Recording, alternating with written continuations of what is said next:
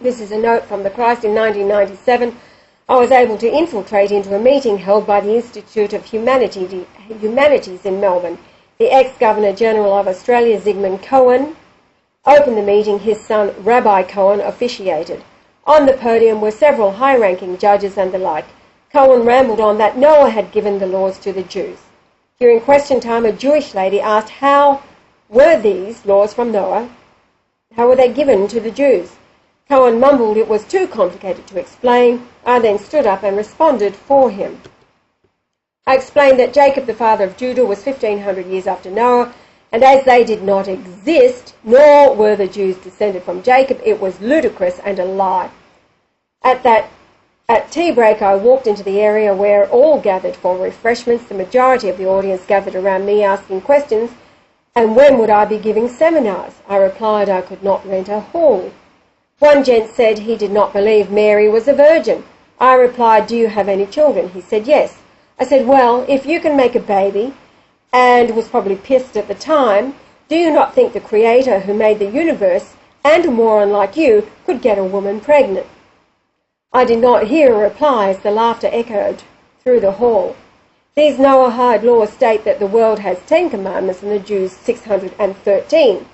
On the testimony of a Jew, for example, a Christian can be beheaded, and many laws are like that. Just read the Talmud, that's what it's all about. Here we go. And he shall speak great words against the Most High, and shall wear out the saints of the Most High, and think to change times and laws, and they shall be given into his hand until a time and times and the dividing of time. Daniel 7:25. And there's George Bush Sr. with his Jews around him, signing the Noahide laws. Okay, so this dude, Rabbi Richmond, has this to say about his long-awaited Messiah. The coming of the Mashiach has become so mystified that many think that a building of several tons, that is the third temple, will come down from heaven already built. In reality, the Mashiach is a non-mystical figure, well, he's got this part right, a human being who is the cherry on the top of a long historical process. He will be a military leader, a diplomat, with a strong force of personality, who will continue the process of Geula, which is redemption. In the Torah world, so many Jews are praying for the Geula, but Geula is about sovereignty, and that has already happened. God gave us the miracle of the state of Israel. We are now in the days of Mashiach.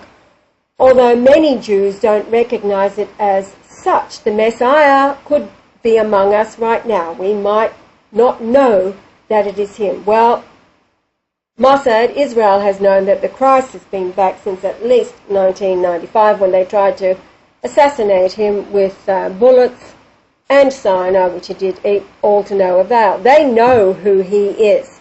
That is why Brian Leonard Golightly Marshall cannot be listed amongst all those who have claimed to be Jesus Christ, amongst all the other false Christs down through history and still alive today who are listed in Wikipedia. Brian Leonard Golightly Marshall will not remain longer than 45 minutes before it is removed, with all kinds of spurious reasons for doing so. They know who he is, and they have suppressed the knowledge from the people. Then you've got Yitzhak Kaduri, who died in 2006, 2007, whatever year it was, and he, for the last 12 months of his life, had a visit from the Archangel Michael, who is the heavenly presence of Jesus. Gabriel looks like the old man who is the 69-year-old dude today in his flesh body. He had a visitation recorded by Kaduri, and he wrote the name of the Jewish Messiah, and it was Yeshua. It was Jesus. Will they accept it? Well, of course not. All of those who were following him at the time after his death couldn't believe that he had actually written this and were trying to make excuses. However, the Son testifies to it, and of course the note gave away the name Yeshua. Brian Leonard Golightly Marshall, who is the old man today, the father back for the judgment. Okay, so Christian Zionists and those who believe dispensational theology feel that there is a need for a temple. But I'm certain one will be built. The truth is that there will never be a need for a temple, since the body of Christ, the true church, has become the holy living temple. Well, she's talking about all the Protestant churches out there and everybody else who has separated from the church and doing their own thing and communing with still the spirit of Baphomet. If they had it right, these people would know that the Christ is on the earth. They would have heard from Michael, who drove me to search and look for the Christ, the man on the earth. It took me 9 years, but it was all about the timing. So what these people have to do is to lay it all down and become like the small child. They're way too adult in their understanding of things. They've got a lot of knowledge, but again, will they lay it all down and realise that they too have been deceived? The Christ has been here since his rebirth in 1944. Moving right along. Quoting Paul here, "Know ye not ye are the temple of God, and that the Spirit of God dwelleth in you? If any man defileth the temple of God, him shall God destroy, for the temple of God is holy, which temple are ye?" So this is all Paul that this person is quoting. Note, these words are not my words. I never mention the greatest weapon of Satan, the ramblings of Paul. He is the false prophet. He was not an apostle. He was a Roman Pharisee of the devil, and he is the false prophet of the revelation.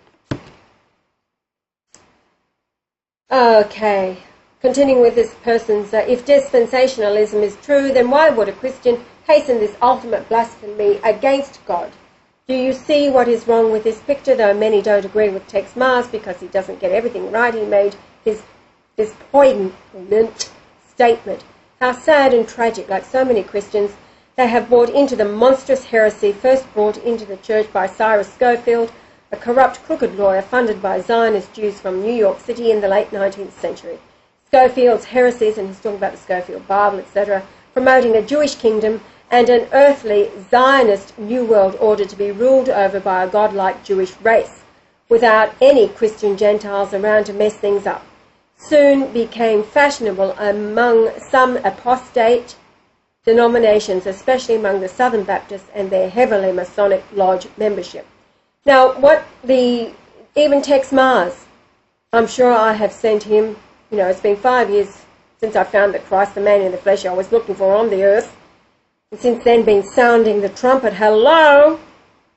Tex Mars was one that I sent all the information. Somebody might like to do it again, Tex Mars, and see what his, again, they are not looking. It's because the Christians have been duped into thinking that the floaty ghost spiritual kingdom is existing out there in outer space and is dropped on the earth in an instant, in the twinkling of an eye, not realising that the Christ has to come to be the king in residence in his temple, which is the earth, and overcome on behalf of all mankind the beast that he's been fighting alone until the day I found him, and then we two together and our very few out there who have been fighting the beast on behalf of all mankind, because salvation alone today rests on the world waking up to the Christ being here in Brian, Leonard, Golightly, Marshall, which is what Benedict announced this year in March, and the Antichrist Francis rejected, making him the Antichrist.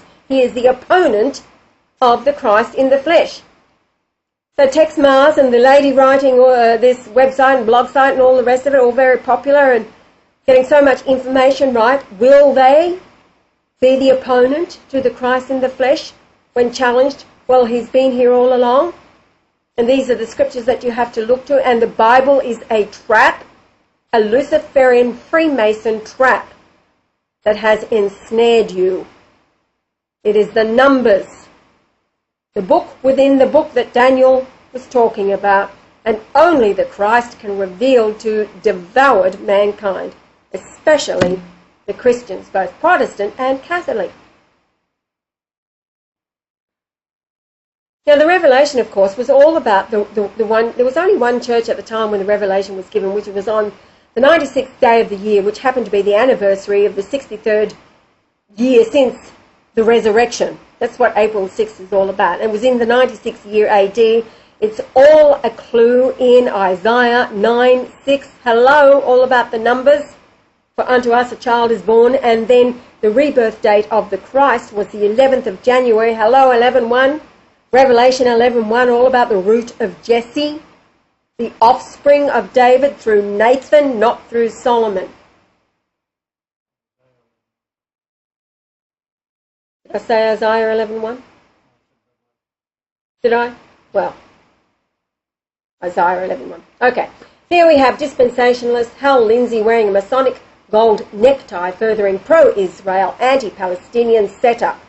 The Palestinians are the holy people, the Essene, at the time of Jesus. So looking for the bottom line, the following image was taken from a Theosophical Society website, was in response to a letter written to a